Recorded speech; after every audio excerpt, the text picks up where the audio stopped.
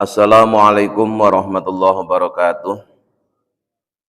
Bismillah, alhamdulillah, assalatu wassalamu ala rasulillah Sayyidina wa maulana Muhammad ibn Abdillah la nabiyya ba'dah wa ala alihi wa man tabi'ah minat dunya ilal qiyamah. La haula wa la quwata illa billah, amma ba'du. Hadirin ma'asyiral muslimin hafidhakumullah. Pagi ini akan kami bacakan penjelasan tentang semangat berbuat manfaat.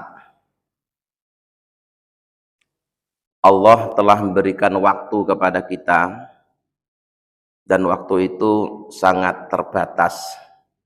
Maka setiap waktu harus kita manfaatkan untuk berbuat yang bermanfaat. Waktu yang telah berlalu tidak akan kembali lagi. Maka usahakan setiap detik, setiap menit, setiap jam, setiap detak jantung, setiap tarikan nafas bernilaikan ibadah.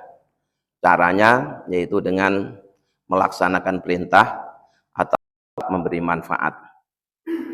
Fahris, maka bersemangatlah kalian. Alama, atas sesuatu perbuatan yang fa'uka, yang beri manfaat kepada kalian. Jadi kita harus bersemangat memanfaatkan waktu yang Allah berikan kepada kita agar waktu itu berguna buat kita, berguna di dunia sampai di akhirat. Wasta'in, dan selalu minta tolonglah billahi kepada Allah di dalam melakukan kebaikan, dalam melakukan ketaatan. Jangan lupa untuk selalu minta tolong kepada Allah, karena hakikatnya seorang tidak bisa berbuat baik, juga tidak bisa menghindar dari keburukan tanpa pertolongan Allah. Itu makanya kalau kita disuruh hayya 'alas shalah, hayya 'alal falah, jawabnya la haula wala quwata illa billah.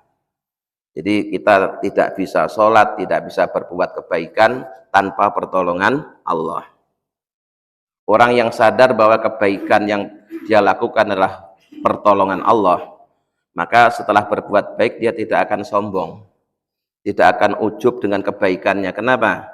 Karena kebaikan yang ada pada dirinya merupakan pertolongan dari Allah. Yang menjadikan orang ujub itu karena nggak sadar atau lupa, merasa kebaikan yang dia lakukan itu ya muncul dari dia sendiri, dari usahanya dia sendiri, bukan pertolongan Allah. Itu yang menjadikan dia ujub. Tapi kalau dia sadar, saya bisa berbuat seperti ini, semuanya pertolongan Allah, anugerah dari Allah, itu tetap tawadhu akhirnya dan bisa ikhlas. Wala tu'jiz, dan janganlah jadi orang yang lemah semangat. Fa'in ghalabaka, jika mengalahkan pada kalian apa amrun, satu perkara, fakul, maka ucapkanlah qaddarallahu masya'a fa'ala. Qaddaro, telah menakdirkan sapa Allah masya'a, sesuatu yang Allah kehendaki, fa'ala, maka Allah berbuat. Artinya ketika kita punya rencana, punya keinginan, kemudian kita sudah melakukan upaya tapi ternyata tidak kesampaian, yang terjadi tidak seperti yang kita inginkan, sadarlah bahwa semuanya itu karena takdirnya Allah. Ya, di takdir ini kita lakukan, kita sadari setelah kita melakukan upaya. Jangan belum apa-apa, nanti kalau Allah menakdirkan saya kaya juga kaya, padahal kerja aja belum. Allah kalau takdirkan saya pinter, padahal belajar aja belum. Nah itu keliru. Jadi kerja keras, semangat belajar, nanti ternyata yang terjadi tidak seperti yang kita inginkan, baru bilang qaddarallahu masya'a fa'ala, bahwa semua ini terjadi karena takdirnya Allah, dan Allah akan melakukan apa yang dia kehendaki, apa yang dia takdirkan. Jadi ikhtiar tetap dilakukan. Wa iyyaka, dan jauhilah olehmu walau kalimat lau. Ya. Lau itu bahasa Arab yang artinya juga mirip dengan bahasa Indonesia, yaitu seandainya, jikalau. Nah, kalimat seandainya atau jikalau itu fa'innaha, sesungguhnya taftahu, akan membuka amala syaiton, perbuatan setan. Kata-kata seandainya, kata-kata jikalau itu jika sering kita pakai, maka akan membuka pintu setan. Mengapa? Karena sering terjadi ya, kalimat kalau itu kalau dipakai mengomentari sesuatu yang sudah terjadi, itu nanti ujungnya itu tidak ridho dengan takdirnya Allah. Contohnya begini ya, ada keluarga kita sakit, dibawa ke rumah sakit, ternyata meninggal dunia. Apa komentarnya? Seandainya, nah, tadi cepat ditangani tidak akan mati. Kalau tadi yang nangani itu dokter yang ahli tidak akan mati. Begitu. Ujung-ujungnya itu menyalahkan sampai puncaknya mengingkari takdirnya Allah. Gara-gara apa? Kalimat jikalau. Kalimat seandainya. Padahal secara akidah semua yang terjadi itu sudah berdasarkan qadha qadarnya Allah. Tidak ada yang menyimpang, Pak. Ya. Tidak ada yang menyimpang dari qadha qadarnya Allah. Maka tidak usah kemudian berkata tadi itu seandainya, jikalau. Itu hati-hati, kalimat itu sesungguhnya hanya akan membuka pintu setan. Ya, pintu setan.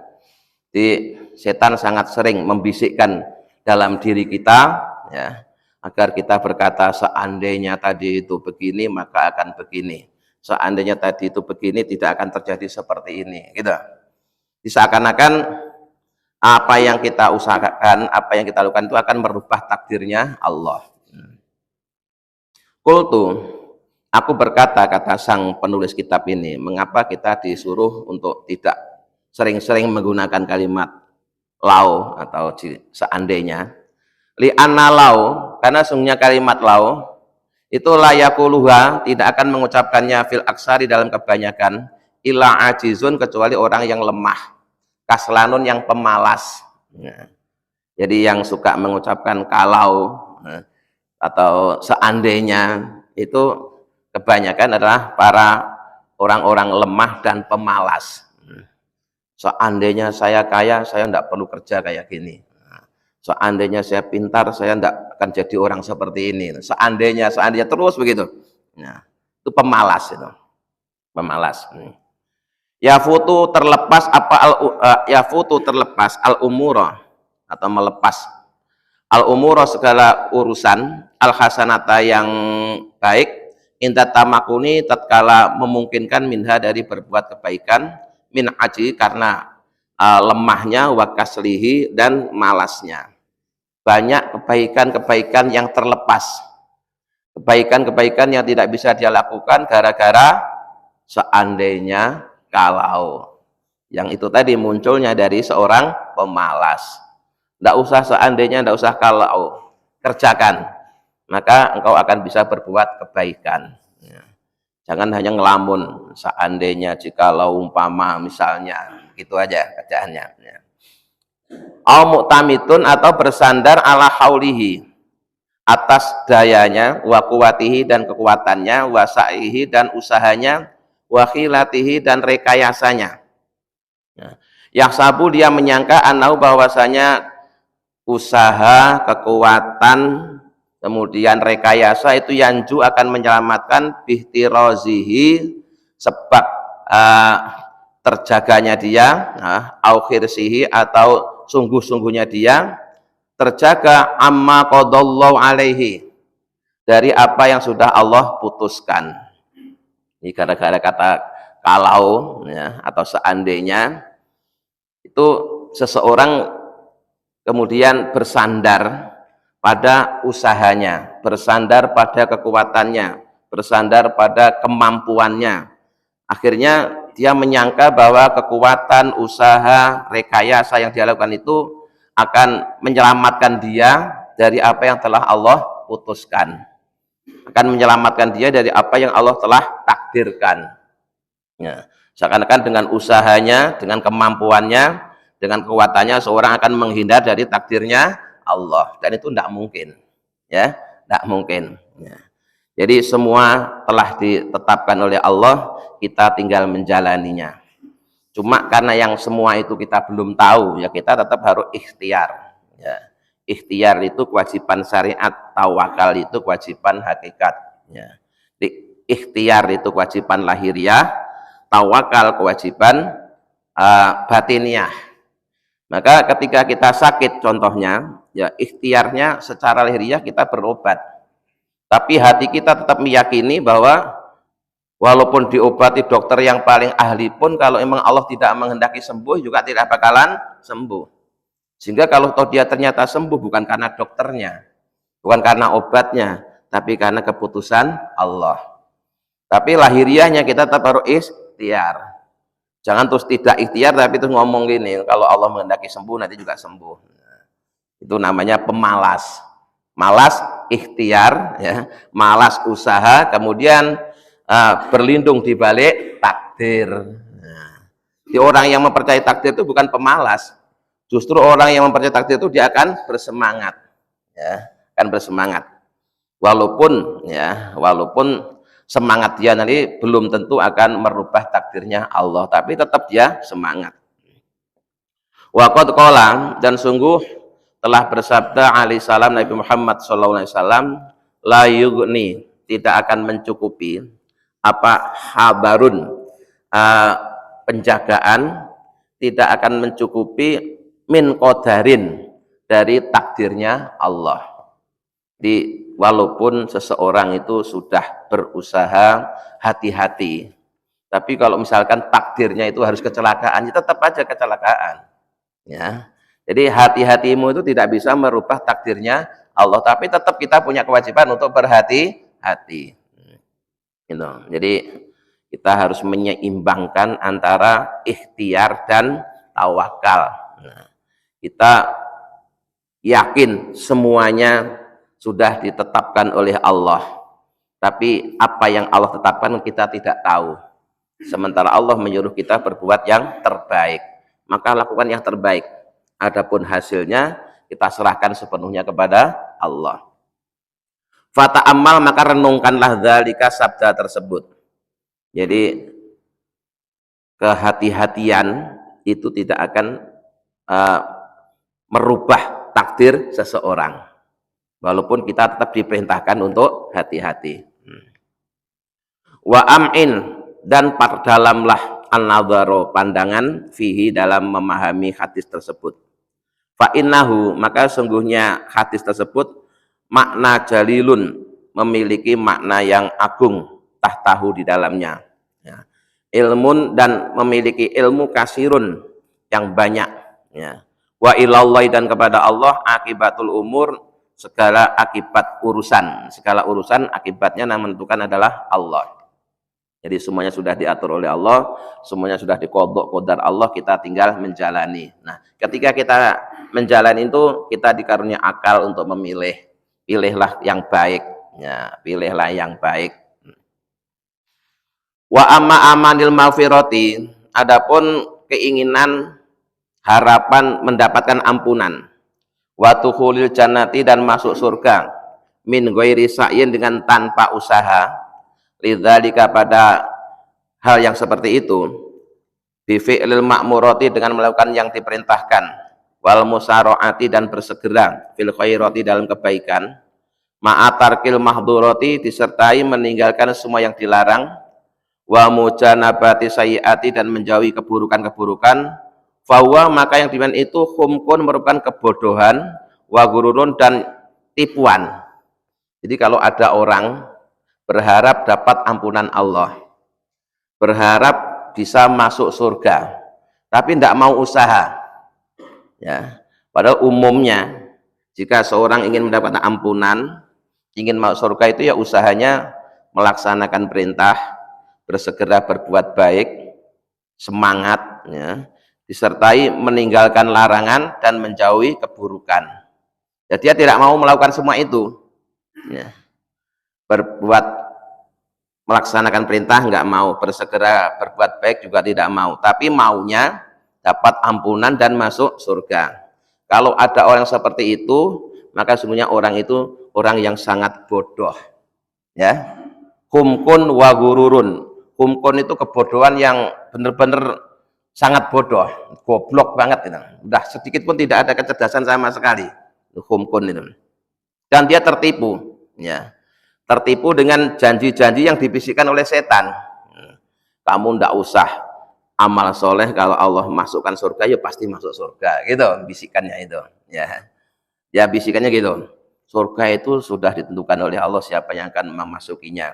Maka kamu tidak usah perlu ikhtiar, tidak perlu ibadah, tidak perlu amal soleh, berbuatlah sekehendakmu. Nanti kalau Allah ingin masukin surga, kamu juga akan masuk surga. Itu yang dibisikkan setan ke dalam hati seseorang. Terus kita percaya. Kita percaya seperti itu, maka kepercayaan kita itu sudah merupakan humkun wa gururun. Kebodohan yang sangat dan tertipu. Wa muwalatun, dan menolong li syaitoni pada setan. Berarti kita telah menjadi pendukungnya setan. Namun tidak usah kerja, kalau ditakdirkan kaya juga jadi kaya. Kamu tidak usah belajar, kalau jadi pinter juga pinter. Kan gitu. Maka itu berarti orang telah tertipu oleh bisikan setan. La'anahu Allahu, yang Allah telah melaknat setan. Maknanya melaknat itu menjauhkan dari rahmatnya. Biqabuli tazwirihi, disebabkan kalian telah menerima ucapan-ucapan yang tampak indah. Ucapan-ucapan yang oleh setan dibikin tampak indah. Wa talbisihi, dan tipuan setan. Wa tarwijihi, dan telah ini membuat laku apa yang ditawarkan oleh setan, lisari, pada keburukan. Jadi kalau kita berpikir seperti itu, ingin dapat ampunan, ingin masuk surga, tapi tidak usah amal soleh, tidak usah melaksanakan perintah, tidak usah segera berbuat baik, dan tidak usah meninggalkan yang dilarang, maka itu merupakan satu kebodohan yang menipu, dan itu termasuk tipu daya setan. Yang setan itu telah dijauhkan dari rahmat oleh Allah, karena kita telah mempercayai kata-kata yang tampak indah. Di setan itu salah satu keahliannya itu yang buruk dihiasi seakan-akan indah. Kayak itu loh, kayak iklan. Iklan itu kan sebenarnya yang ditawarkan itu produknya belum tentu sehebat seperti yang digambarkan dalam iklan. Tapi karena iklannya pinter, ya orang tergoda juga. Apalagi kemudian diulang-ulang. Setan juga begitu. Jadi banyak keburukan-keburukan itu sebenarnya ketika pertama kali kita dapat info itu, kita sudah langsung bisa menyimpulkan ini keburukan. Tapi karena setan terus membisikkan, disertai dengan pandainya dia menawarkan, pandainya dia mengemas kata-kata, itu lama-lama kita tergoda juga. Lama-lama tergoda juga. Jadi setan akan selalu membisikkan dalam hati kita hal-hal yang sebenarnya buruk tapi ditampilkan seakan-akan indah. Fi ma'radil khairi, dalam jalan yang baik. Ini loh jalan yang baik, ini tidak usah repot-repot beramal soleh. Kalian nanti kalau emang takdirnya masuk surga, pasti masuk surga. Kalian tidak perlu jungkir balik kerja keras. Kalau takdirnya kaya, kalian pasti kaya. Itu setan terus bisik-bisikin seperti itu. Mula-mula ya kita tidak percaya, tapi lama-lama, kayaknya juga ya, kayak iya ya. Lama-lama tergoda juga akhirnya. Qala ta'ala, Allah telah mengingatkan kepada kita, wa may yattakhidhi syaitana waliyyan min dunillah faqad khasira khusranan mubina. Barang siapa yang menjadikan setan sebagai wali, walinya bukan Allah tapi setan. Barang siapa yang menjadikan setan sebagai wali selain Allah, maka sungguh dia akan rugi serugi-ruginya. Rugi yang serugi-ruginya. Ya'ituhum, setan menjanjikan kepada orang-orang, wa yumannihim, dan memberikan harapan-harapan pada orang, wa ma ya'ituhum syaitanu illa ghurura, padahal semua yang dijanjikan oleh setan, semua yang ditawarkan oleh setan itu sekedar tipuan, sekedar tipuan. Maka kita harus waspada, jangan mudah tertipu oleh rayuan setan. Waman, dan barang siapa dzona, yang menyangka atau meyakini anau, bahwasanya dia yutnibu, berbuat dosa, summa tubuh, kemudian dia tidak bertobat ilallah, kepada Allah, taubatan, dengan taubat sahihatan yang sah. Wa annahu ta'ala, dan sungguhnya Allah Ta'ala yaghfiru, akan mengampuni lahu, kepadanya. Wa kadzalika, begitu juga yatakasalu, dia malas anitoati, dari berbuat ketaatan.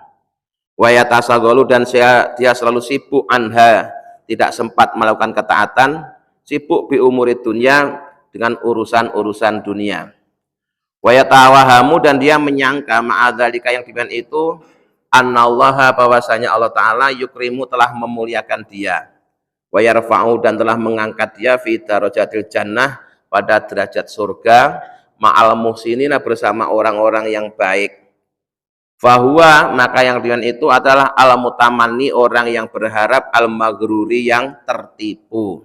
Nah, begitu juga kalau ada orang, ya, dia berbuat dosa, sudah begitu dia tidak bertobat, terus dia berkeyakinan, walaupun saya tidak bertobat, tapi kalau Allah mengampuni dosa saya, maka saya akan diampuni.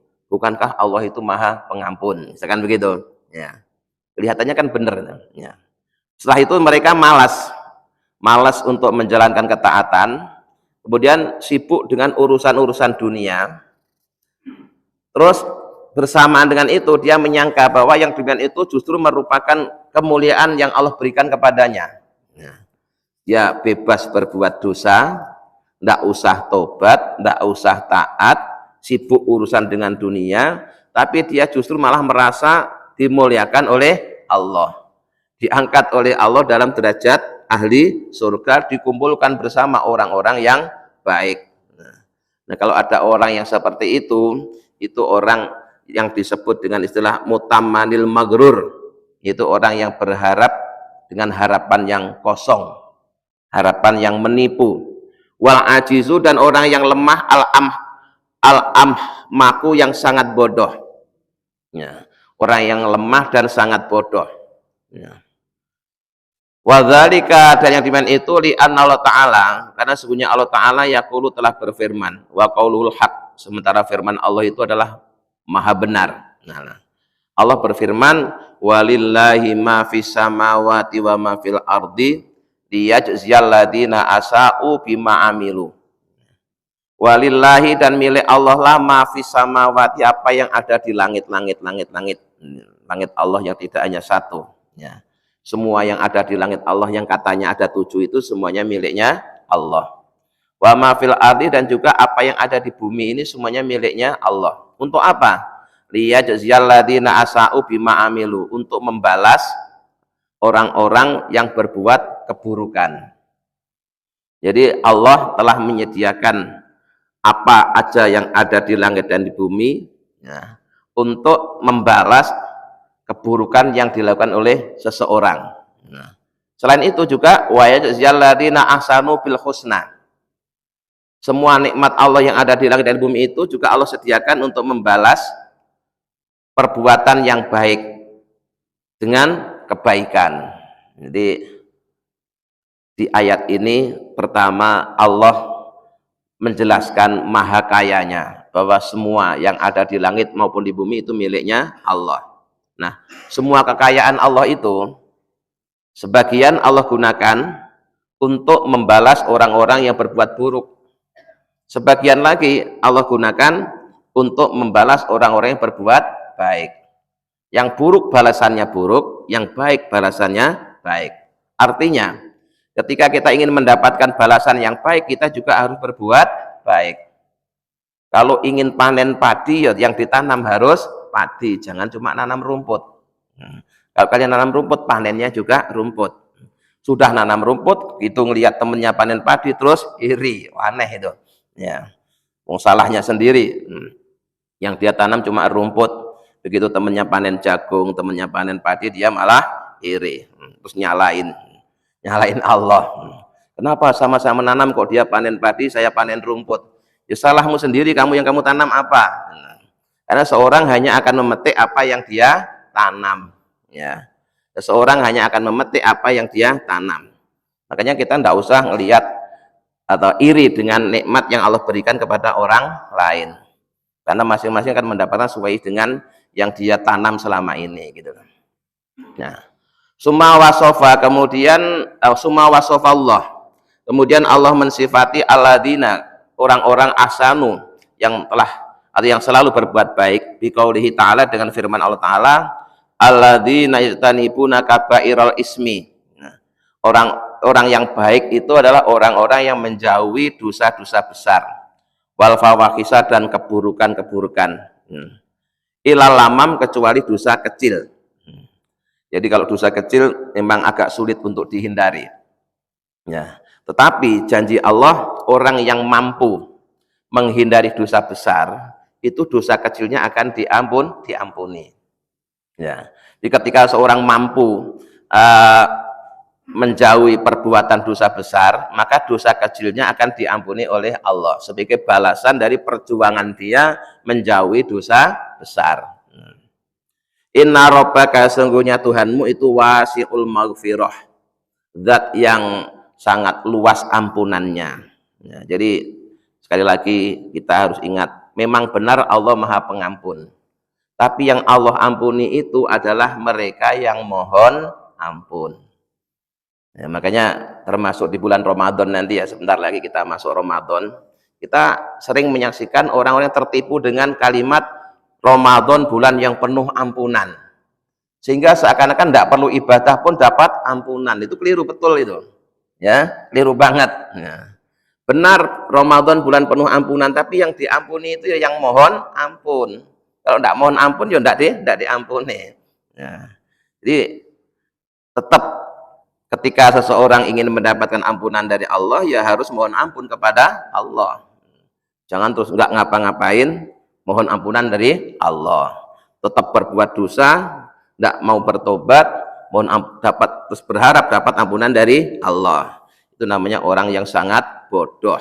Ya, bukan sekedar bodoh, tapi sangat bodoh. Walamamu, adapun artinya lamam, huwa as-saghairu, yaitu dosa-dosa kecil, yaitu sesuatu yang kecil minadzunubi, dari dosa-dosa, alati layakadu, ya, yang tidak bisa terhindar sapa al-abdu, seorang hamba. Ya, jadi lamam itu dosa-dosa kecil yang seseorang tidak bisa menghindar,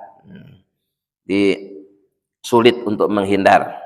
Maka sekali lagi, ya, ketika seorang berjuang dengan sekuat tenaga, berupaya menjauhi dosa-dosa besar, maka insya Allah dosa-dosa kecilnya akan diampuni oleh Allah. Dan banyak amal soleh yang imbalannya diampuni dosa. Ya. Jadi dalam hal Allah mengampuni dosa itu macam-macam, Pak. Ya. Pertama, karena dia tobat, kemudian dosanya diampuni. Yang kedua, karena dia mohon ampun, dosanya diampuni. Yang ketiga, dia tidak niat mohon ampun, tapi dengan berbuat baik. Nah, ketika dia berbuat baik itu, sebagai balasan dari kebaikan yang dia lakukan, Allah mengampuni dosa. Dan itu yang ditiru di hukum penjara itu. Dia dapat pengurangan hukuman karena selama dalam penjara berkelakuan baik. Ya. Jadi berkelakuan baik itu bisa menjadikan seseorang diampuni dosanya. Maka banyak amal soleh yang kita lakukan sehari-hari itu, yang imbalannya itu keburukan-keburukan kita diampuni oleh Allah. Ya, termasuk kalau kita misalkan sholat jamaah, ya, terus kemudian ini amin kita, aminnya makmum itu bareng dengan aminnya malaikat. Karena ketika imam membaca waladhdallin itu, malaikat juga membaca amin. Nah, kalau aminnya makmum itu bisa bareng dengan aminnya malaikat, maka dosa-dosanya juga diampuni oleh Allah. Nah, ukurannya bahwa aminnya makmum bareng dengan aminnya malaikat itu bagaimana? Yaitu aminnya malaikat itu bersama dengan aminnya imam. Maka tuntunannya dalam sholat berjamaah, kalau mau mengucapkan amin itu kasih jeda dulu, supaya imamnya bisa ambil nafas untuk mengucapkan kalimat amin. Jangan buru-buru disamber. Ya. Imamnya baru waladdo, makmumnya sudah a. Sehingga ketika imamnya lin, makmumnya min. Nah, itu berarti nanti kan imamnya nggak sempat baca amin karena sudah keburu disamber sama makmumnya. Jadi kasih kesempatan dulu, waladhdallin, terus ada jeda amin, sehingga imamnya bisa amin bersama makmum. Nah, aminnya makmum yang bareng dengan imam itu berarti bareng dengan aminnya malaikat. Itu salah satu fadilahnya, dosa-dosa kita yang telah berlalu juga diampuni oleh Allah. Banyak, Pak. Kemudian ketika kita wudhu, ya ketika wudhu, itu semuanya juga dalam rangka menghapus kesalahan dan dosa kita. Ya, dosanya mulut diampuni sebab kita berkumur-kumur.